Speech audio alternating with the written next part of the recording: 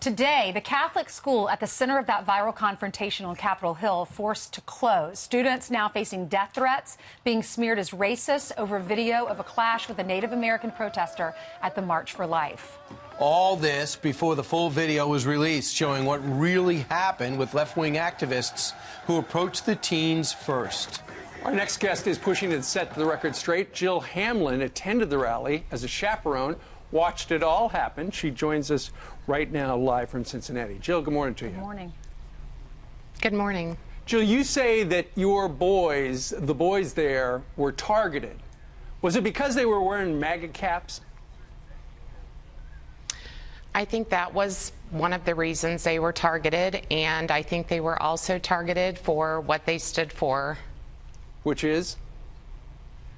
Which is Christianity, the right for life, and they were singled out, and I believe partially because of the color of their skin they were targeted. Joe, why was Nick Sandmann, why did Nathan Phillips, the Native American, why did he choose him? Why did he get in his face? What happened before that?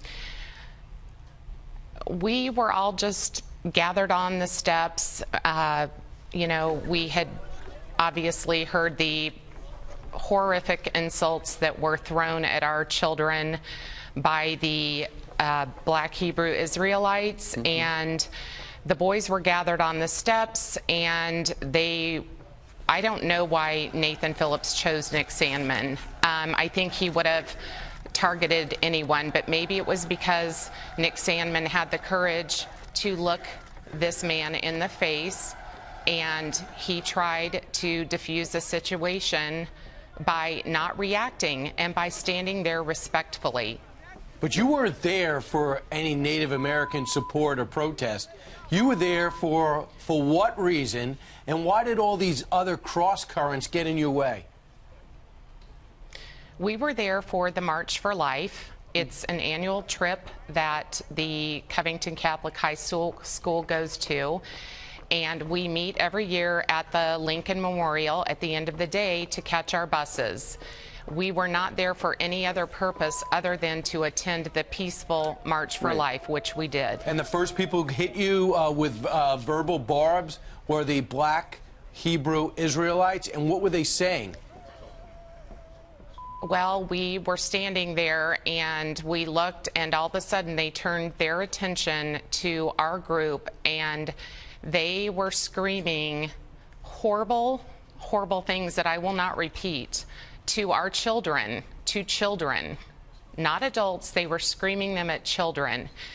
This continued, and the boys asked if they could do one of their school cheers because they wanted to drown out the hatred that was being said to them. Right. And one of our teachers said it was okay for them to do their cheer. We wanted to drown out the hatred message that was being thrown at our children. Right. And so, you know, online, the initial reaction was, look at these guys in the MAGA hats. They're yelling at this Native American Nathan Phillips, who was banging the drum. That's not true. They were simply doing school cheers. You know, as a parent, I've got to wonder how you felt about, in the initial hours after that went viral, your school and the Diocese of Covington put out a statement that said, of your boys' action, they said this behavior is opposed to the church's teachings on the dignity and respect of the human person. The matter is being investigated, and we will take appropriate action up to and including expulsion. Why do you think the school and the diocese jumped the gun without knowing all the facts? Because that made it worse. It did, and I don't know why they jumped to make a statement. And as a parent and as a Catholic person that has supported our diocese, I am very, very disheartened and saddened that they rushed to judgment by not supporting one of their own schools and their own people in the diocese. And I do not believe the school made that statement, the administration. I believe it was made by the diocese. Yeah, well, Jill, now that we know all the facts, you know, we're all parents. So many people watching are parents. I'm sure it was really difficult to know that you're there for the right of children that can't voice that don't have a voice, and you're there for that march, and you're growing Christian children, and you're working really hard to pay for private education, paying your taxes, and then people come up to young kids and they shout these insults at them. That has to be so hard. And then to see how the media didn't tell the full story, and then the diocese releases this statement. How do you get on for, how's Nick doing? How are all the other parents doing? The school had to be canceled today because all the parents there are so terribly worried that someone's going to show up and do something to one of their children. I mean, I understand, as a mom, I wouldn't send my kid to school today either. How are you dealing with all of this? Well, it's scary. My son works. I've been nervous to have him even go to his job because I don't know who's out there and what they're doing. And my husband was going to follow my son to school this morning because we just don't know what the volatility of the situation is with these people that react and they don't know the full story. And it's very scary. Well, and yeah, it's just, go ahead.